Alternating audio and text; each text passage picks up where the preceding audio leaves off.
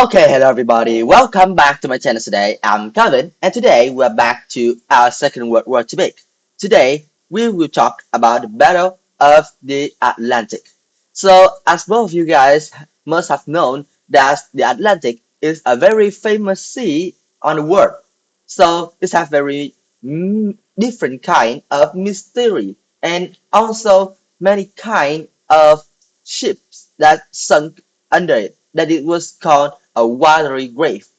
So this grave was built right during the time of the Second World War. So the United Nations is the one who, with Germany, create the grave at the Atlantic. So as the world's richest nation, the United States could produce more ships, planes, and arms than any other country. But the most important thing that even when they have the biggest advantage on ammunition and weapons, those weapons and their user must be transferred from the United States to their allied countries, even the weapons and the soldiers. And the only road that is the quickest, the best, and the safest to make that road or to make the supplies transportation is the Atlantic Sea. Yes. So before they could be built to use, the weapon and the men to fight with them had to cross the Atlantic Ocean.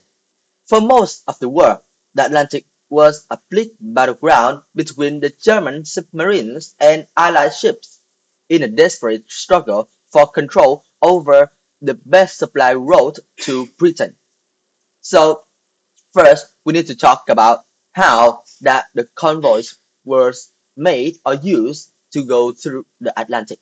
So for some of you guys who don't understand what is a convoy, it is a group of ships that contain many kind of ships, including battleship, yeah, let's say sailing ships, which means ships that contain the weapons to give the Britain when the Germany want, I mean, when the United States want to take weapons to Britain, they will take the weapons and soldiers on that sailing ships, as I said. But as you could know, it has the other name known as the merchant. So after the merchant ships set off from the North Africa in large groups known as convoys, they will going to be protected by small warships, include destroyer, corvettes, and frigates. And for some of the journey, they also having aircraft to protect the air bases. The destroyers carry a detection device known as the ASDIC. This is a device that works just similarly like the GPS we have nowadays that help the United States military to detect the enemies under the water. And waiting for these convoys, especially as the near of the end of their journey, is a hunger and fearsome selection of German warships, aircraft, and mines. But among all of them, the only thing that making the greatest damage from the submarines or U-boats which roam from the Atlantic in groups known as the wolf packs. So the wolf packs is a group of another warships from Germany. They are especially quick, strong, and the important thing that they don't work underwater. So these ships goes on the surface, and therefore the GPS device or the ASDIC cannot find them. And the time that the Germany choose to start their campaign usually is in the middle of the night.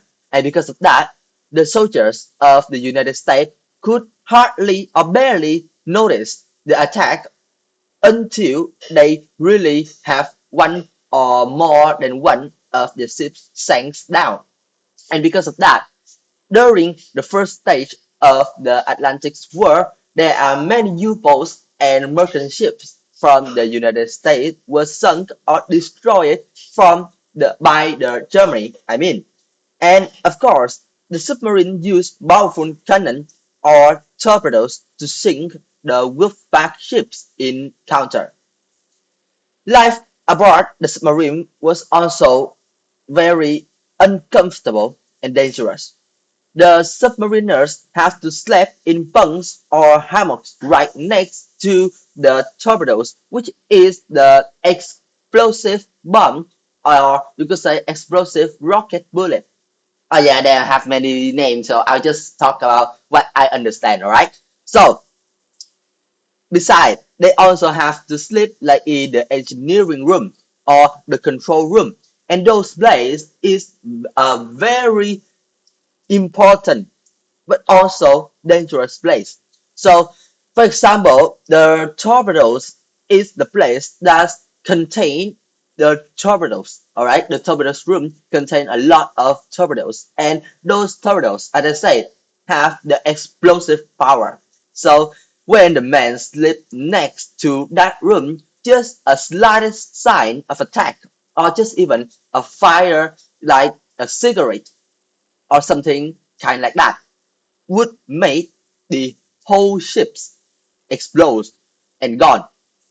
And for the control room, of course, there are a lot of people who are smart and have a lot of skills there to help control or navigating the ships. Therefore, attacking that place would really create a lot of damage. And also, that place is the place that the ships use to decide to navigate the enemy or to take the order from the commanders. So losing those places will cause a very high risk of death for the submariners. So for the first years of the war, the U-boats were very successful. In a single night, the Wolfpack could really destroy two convoys. So with just six U-boats, which is from the Wolfpack, two convoys were attacked and 32 of them were sunk. I mean, 32 ships in the convoys were sunk.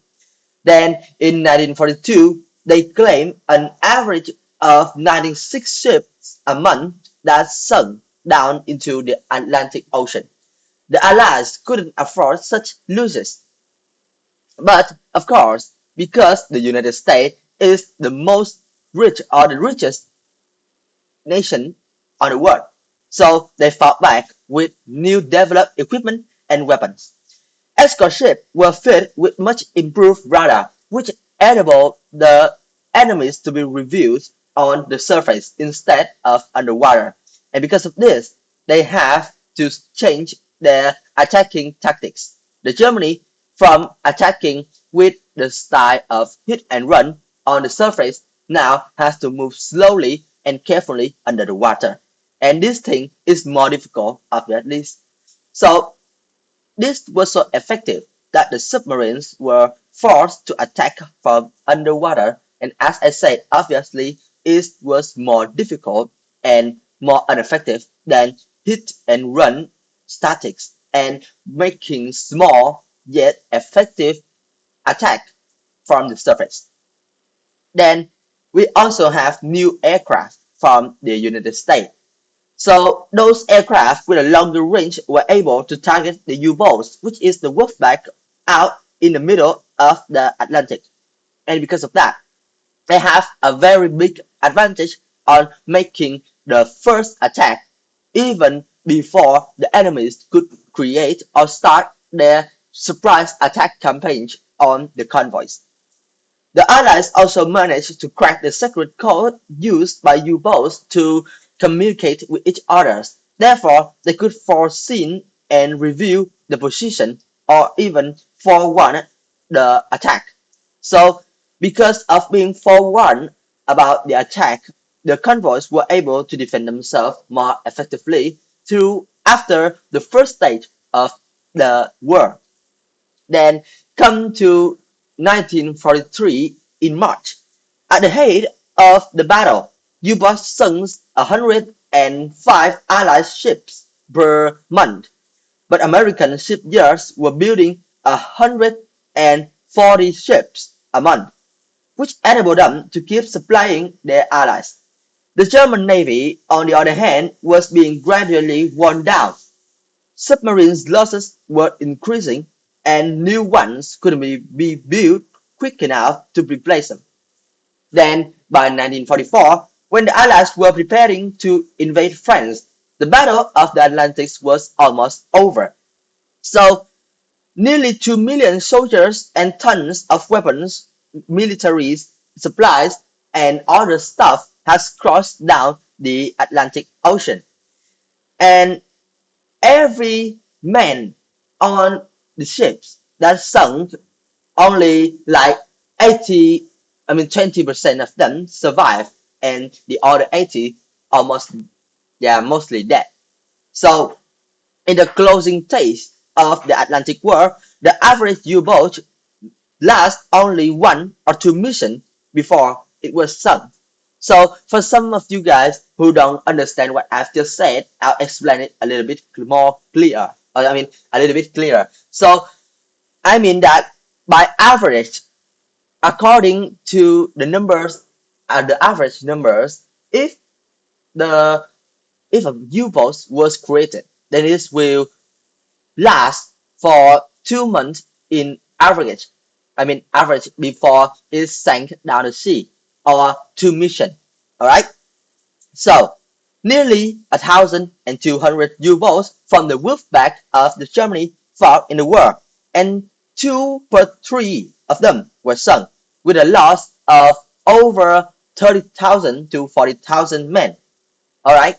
So that's all I want to talk to you guys today about the Battle of the Atlantic. And sorry that I just talked about the event on March 1943, and I said that the U-boats sunk the 105 Allied ships per month, but it is not like that. I'm sorry, I'm just got a misspoke. So the truth is, on 1943, on March, which means involved 3 months from the from the January to March.